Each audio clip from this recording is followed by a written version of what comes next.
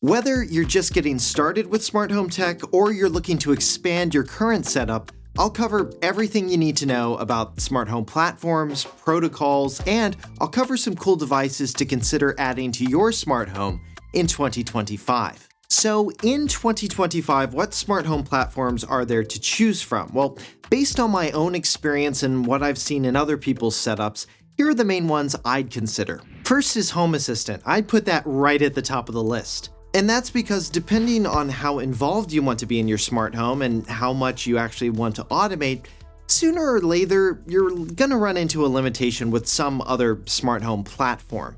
And doing something with Home Assistant will likely fix that limitation you encountered.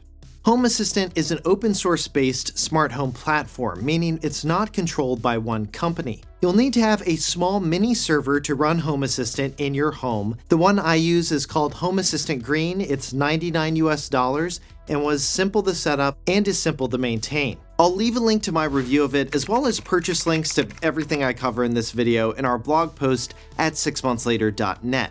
And for updates throughout the year on smart home stuff, make sure you check out our homepage. I'll post stuff in our home feed related to smart home products and news.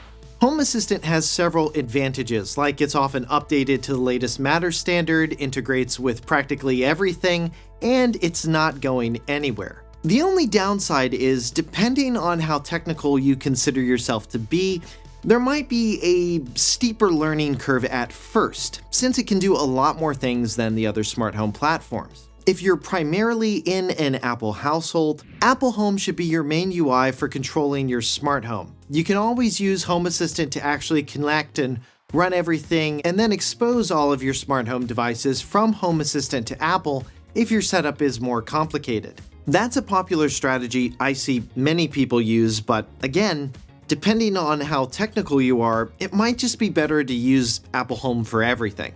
Apple makes it very easy to set up devices. Stuff works locally because Apple requires a home hub to reliably control all of these devices. An Apple TV 4K or 2nd Gen HomePod or HomePod Mini, all of those will work as a home hub, which is important because ideally you want everything in your home controlled locally. For those primarily in an Android or Windows household who aren't super technical, Google Home is a good option. Though in my home at least, the Google Assistant is the slowest to respond via my Nest hubs compared to Apple's Assistant on HomePods and Amazon's on my Echo devices and Sonos speakers. My guess is some commands for Google are still processed in the cloud for some devices.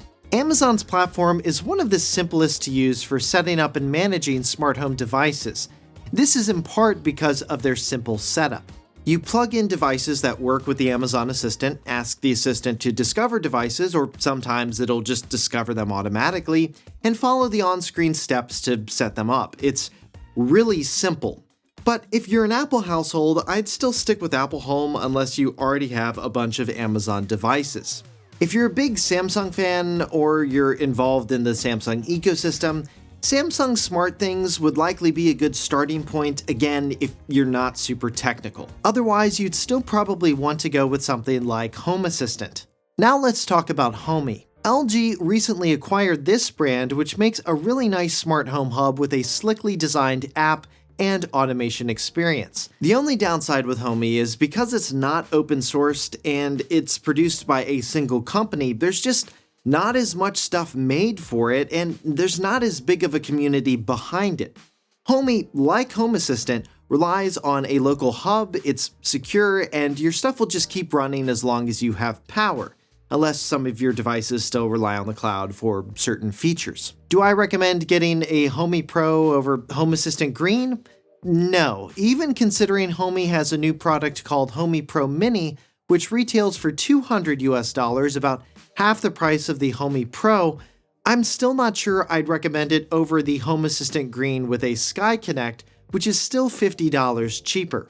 So those are all of the various smart home platforms you can go with, but before you start buying a bunch of new smart home devices, I still think it's important, even in 2025, to have a basic understanding of exactly how all of this stuff works. To do that, you need to know what the common protocols used by smart home devices are.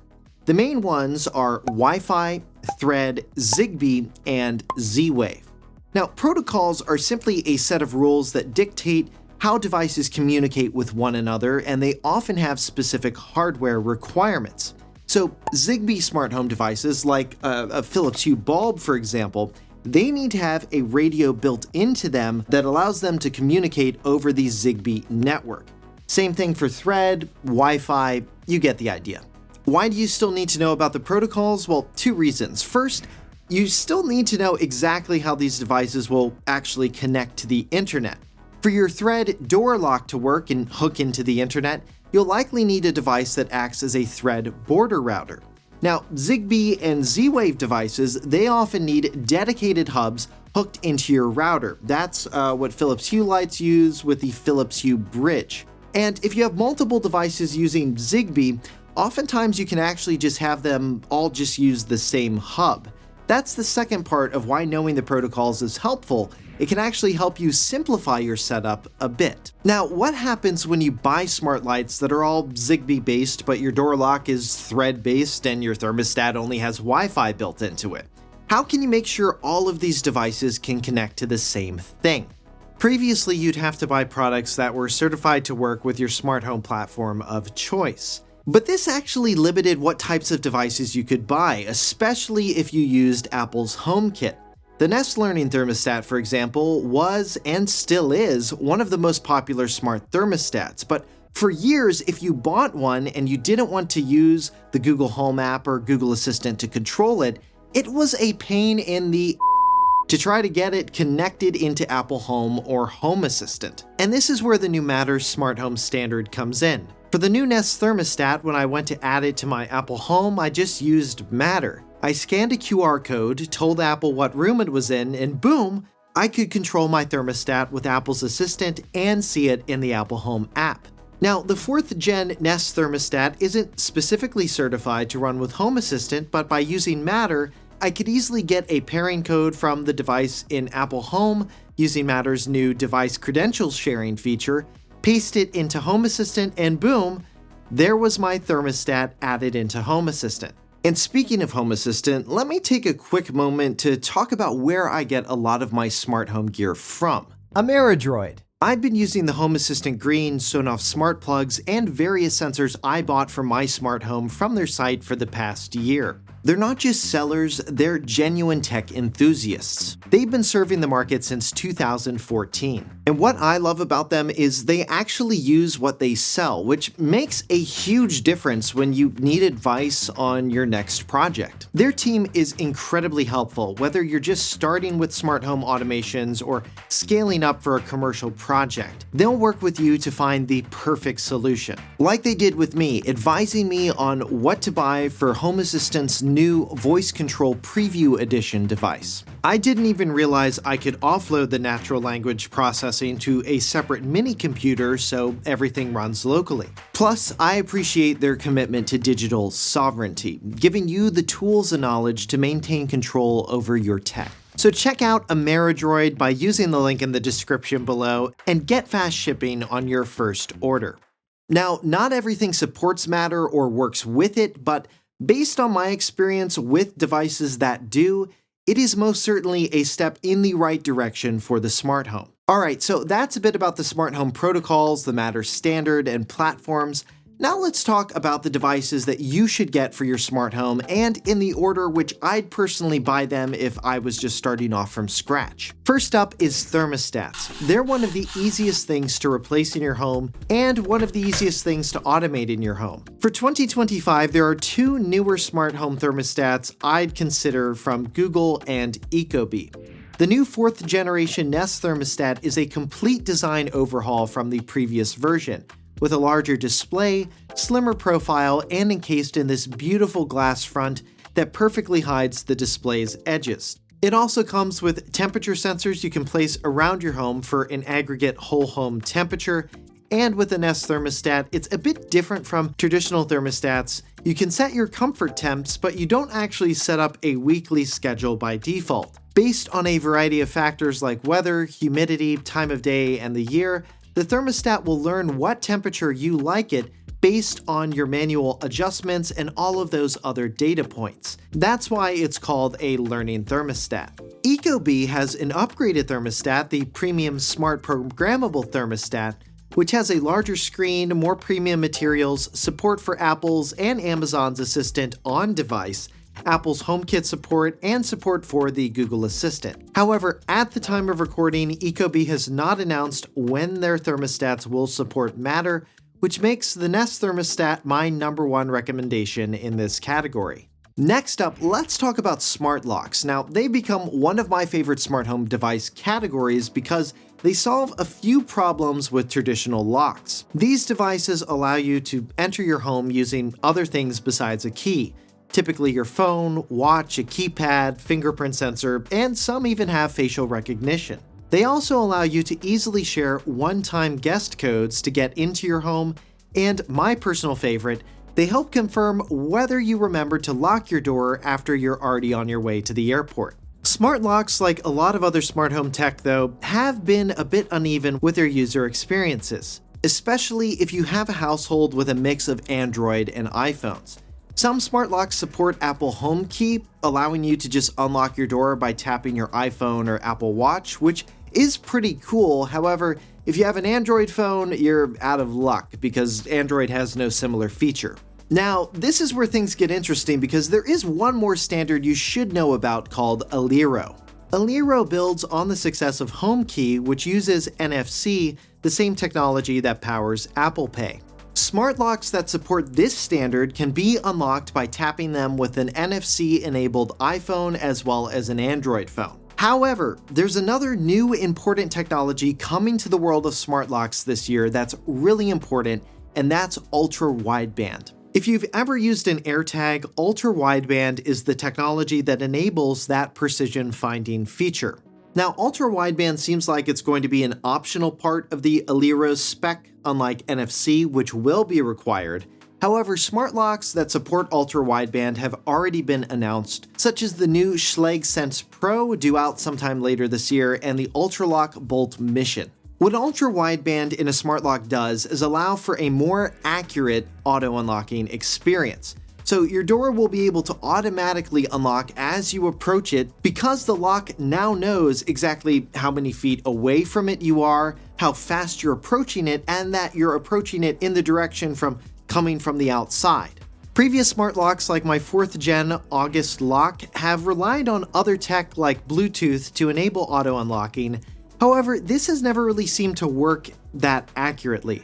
Sometimes it would unlock too early and then lock itself by the time you got to it, or it unlocked too late, making you wait at the door. So this year, here are the door locks I'd seriously consider getting. First are the Schlage Sense Pro and UltraLock Bolt Mission. Both locks have Matter over Thread, Apple HomeKey, and Tap to Unlock, a physical keypad and keyway for the UltraLock, and a touchscreen keypad for the Schlage. If you don't care about the new Aliro standard and just want a lock with a home key that's on the market today, Schlage has a pretty good one called the Encode Plus Smart Wi-Fi Deadbolt. Level and Yale are two other brands I'd seriously consider, and for renters, you'll want to look at August or another brand like Level that allows you to keep the same key on the outside. If you go for August though, make sure you pick up a bridge for it. It'll significantly extend the battery life of your deadbolt from like 1 to 3 months to 4 to 6. I'll also leave a link to my review of that lock in the blog post for this video at 6monthslater.net.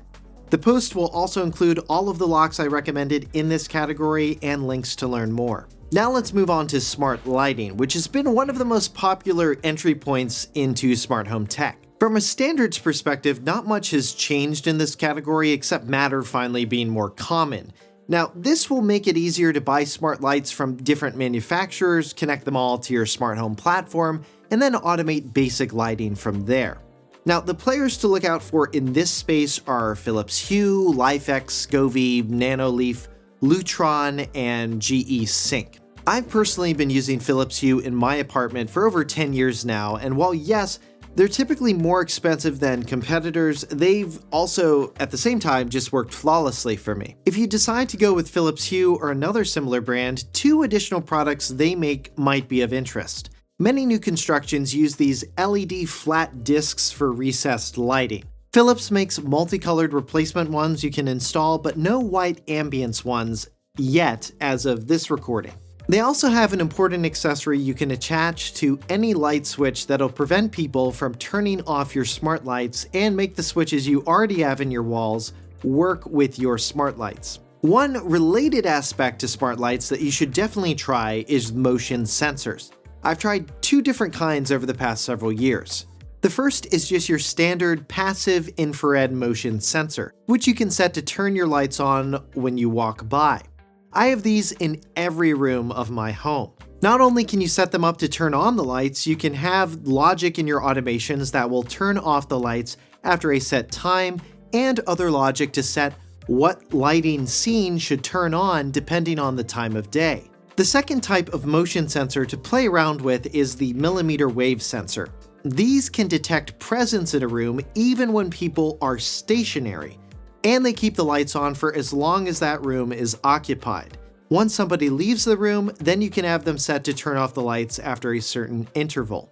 Now let's talk about automating your blinds, shades, and curtains. Many companies offer smart shades including Lutron, IKEA, Smarter Home, and more. Now Lutron is typically considered one of the best. I've had their wood blinds sent to me for my office, and I've had them now for several years, and they have been solid. Mine are battery operated, and I've only had to replace them once, maybe twice, in about 4 or 5 years, which is pretty great. Next, let's talk security systems. Now, when it comes to security systems, there's one important question you need to ask yourself. How much do you want to be able to integrate the sensors and devices that comprise your security system with your other smart home devices?